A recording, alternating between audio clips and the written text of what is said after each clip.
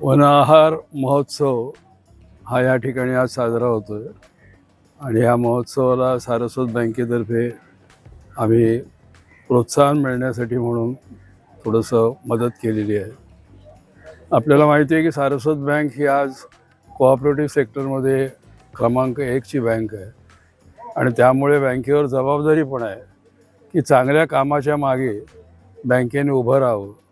हा संबंध आमच्या बँकेच्या डायरेक्टर बोर्डाचा आणि आमच्या अध्यक्षांचा त्याच्यामध्ये भाग असतो आणि म्हणून अशा तऱ्हेने जे चांगले चांगले कार्यक्रम होतात. आज कार्यक्रम आपल्याला माहिती आहे आदिवासी सगळी मंडळी इथे आलेली आहे आणि त्यांना पाठिंबा देण्यासाठी त्यांनी जे निरनिराळे पदार्थ बनवत आहेत, निरनिराळ्या वस्तू बनवत आहेत, त्याला पाठिंबा देण्यासाठी, त्यांना प्रोत्साहन देण्यासाठी ही सगळी मंडळी इथे जमलेली आहे.